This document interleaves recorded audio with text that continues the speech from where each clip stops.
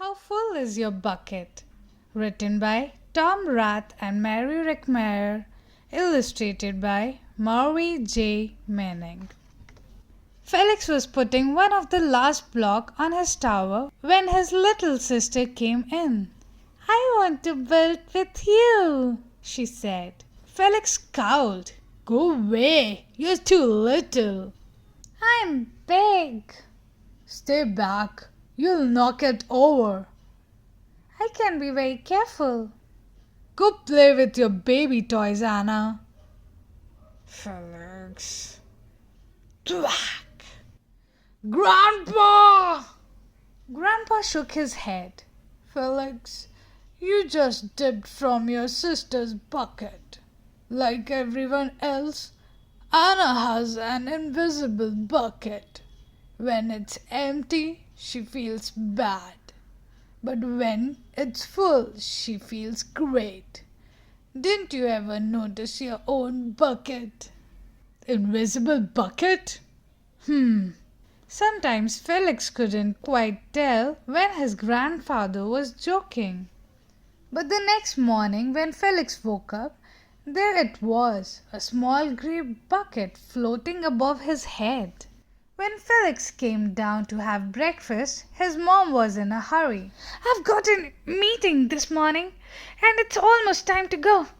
Anna, sit still." Felix slipped, and choco weeds scattered across the floor. "Felix!" yelled his mom. "You should have used the stool to reach that." Felix could feel his bucket tip and big invisible drip spill out.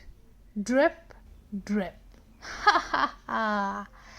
Anna laughed as she crunched the cereal with her shoes. "Drip! Get the broom and clean that up before you miss the bus," scolded Mom. With the school bus honking, Felix quickly swept up the choco weeds and grabbed the last blueberry muffin. But before he could even take one bite, Buster jumped up and grabbed the muffin from his hand. Drip. "Hey, look at Felix's new backpack. My baby brother has one just like it." Drip. Psst. "Felix." Psst. Drip. "Watch out, shrimp." Drip. It was still morning, and Felix's bucket felt almost empty. As he watched his classmates walk into the room, he secretly hoped they would trip and fall. That's what it feels like when you have an empty bucket. Felix slumped into his seat and waited for something else bad to happen. Mrs. Bumblenickel walked slowly up to his desk and handed him a paper. He could hardly bear to look. "Felix, you wrote a wonderful story. Would you please share it with the class?"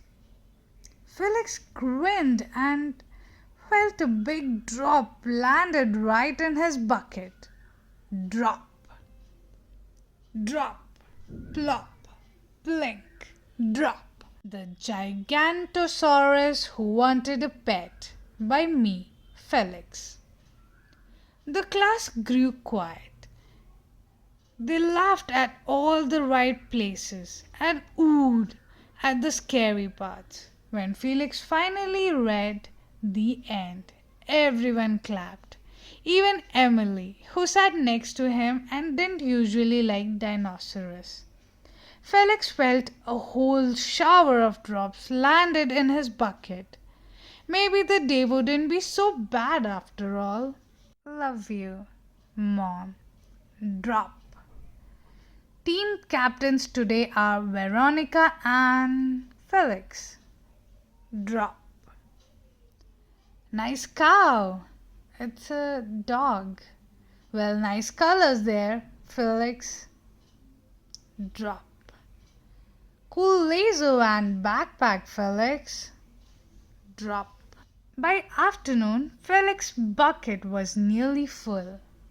At recess, when he looked around, Felix suddenly realized that his grandpa was right. Everyone else had a bucket too. "Let me help." Drop. Drop. "Here's your baseball. Catch. Thanks, dude. Drop. Drop. Hi, I'm Felix. First day? Drop. Yes, I'm Amir. Drop. The strange thing was that for every drop he helped put in someone else's bucket, he felt another drop in his own bucket. When Felix burst in the door after school, he shouted, "You were right, Grandpa. I do have a bucket and I understand how it works." Then he saw Anna's torn doll. "Bad dogs!" he almost scolded. But then he thought, dogs might have invisible buckets too. "Your doll will be okay, Anna," said Felix. "Mom will fix her." "Until then, do you want to help me build the tallest building in the world with my blocks?" And so they did. Please subscribe to my channel.